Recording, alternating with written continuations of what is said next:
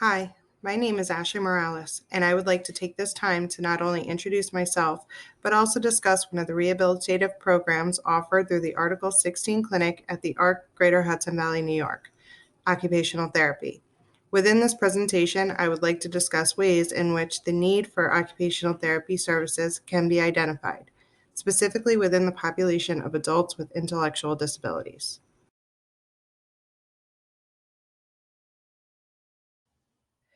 Occupational therapy is a therapeutic healthcare practice with focus on the use of everyday activities, or occupations, in order to promote the health, well-being, and the ability to participate in daily tasks.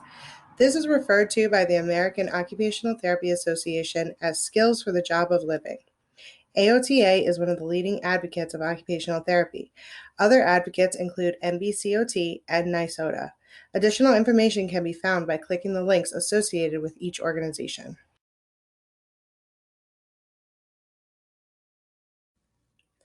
The practice of occupational therapy can be defined through the basic areas of occupation. An occupation, in this sense, is described as any meaningful or purposeful activity that can occupy your time. The basic areas of occupation are activities of daily living, or ADLs, instrumental activities of daily living, or IADLs, sleep and rest, education, work, and the participation in leisure activities. I've included sensory processing within this category. Although sensory processing in itself is not considered an occupation, sensory processing and skills for self regulation are essential for participation in all occupations.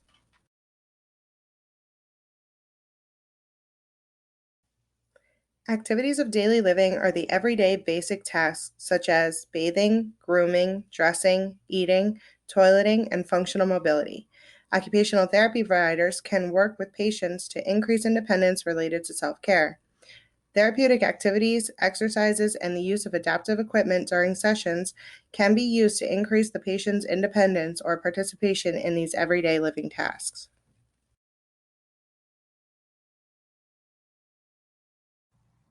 Instrumental activities of daily living are the activities required to support daily living within the home or community.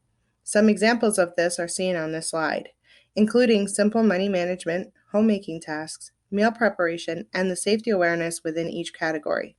While true independence may not be possible within the population of individuals with intellectual or developmental disability, OT sessions can focus on improving the individual's ability to participate in these tasks.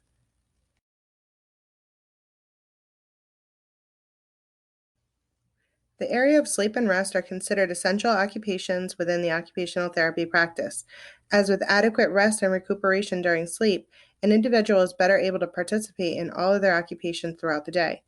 Within the adult population of individuals with developmental and/or intellectual disabilities, there may be an increased presence of sensory processing complications. Occupational therapy can work to address self regulation techniques and establish nighttime routines leading to improved sleep habits and more restful nights, for fuller engagement in daily living activities and improved mental health.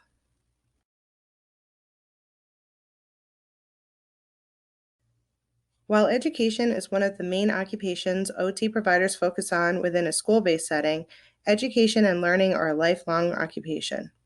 This is another area where OT providers can work with patients to develop self regulation and strategies for improved sensory processing. They may work to develop a sensory diet in order to satisfy the sensory cravings an individual is experiencing and promote improved participation in the learning process. In the slide, you can see examples of sensory rooms, which can be used to provide a variety of sensory inputs to assist the sensory regulation process in order to promote learning.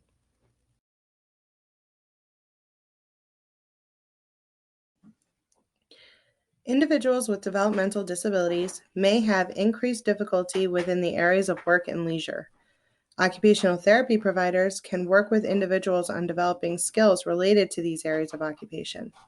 Skills such as social development, time management, and problem solving can be the focus of occupational therapy sessions to improve an individual's ability to seek and maintain employment. Leisure is an occupation which is often forgotten. This occupation is highly valued by the individual as it can provide meaning and fulfillment to their lives.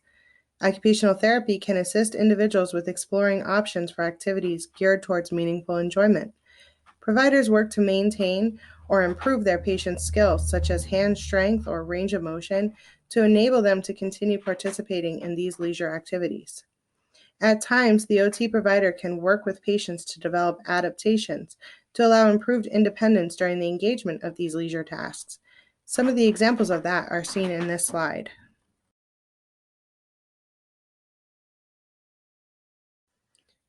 While sensory processing is not an occupation in itself, the ability to self-regulate sensory inputs are essential to the participation in all of the occupations we just reviewed. Sensory integration therapy, provided by an occupational therapy provider, involves specific sensory activities and the development of sensory diets.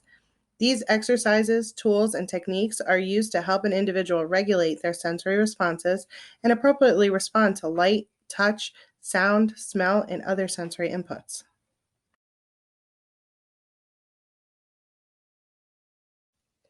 Occupational therapy can be a valuable intervention used to increase the functional independence and participation in the areas of occupation. A recommendation should be made if there are noticed regressions or decline in functional status. For example, if an individual at one time was able to independently put on or take off their shirt, but after a recent illness or injury they're having increased difficulty with this task, perhaps now needing additional assistance or significantly increased amount of time to complete this task, OT may be an appropriate recommendation. This is true for all areas of occupation as well as the sensory processing status. Deficits in strength, endurance, range of motion, fine or gross motor control, coordination, balance, posture, social status, mental health, and sensory deficits are indicators for an occupational therapy evaluation. The continued participation in daily living tasks is essential for the well-being of the individuals we serve.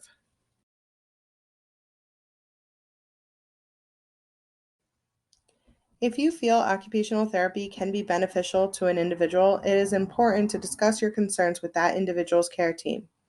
With the care team consensus that OT services are warranted, it is recommended to contact the clinic treatment coordinator to begin the referral process and complete an intake to the clinic if needed. It is also important to note that occupational therapy is a prescribed service, and therefore a script from the individual's primary care physician is needed prior to an evaluation.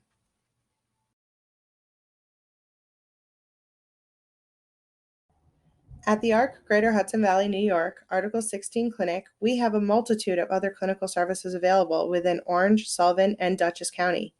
Other services include psychiatry, dental, podiatry, counseling and social work, physical therapy, speech therapy, and rehabilitative counseling. Please feel free to reach out to the clinic treatment coordinator for more information on these services and the locations where they are provided. Thank you, and I look forward to working with you all.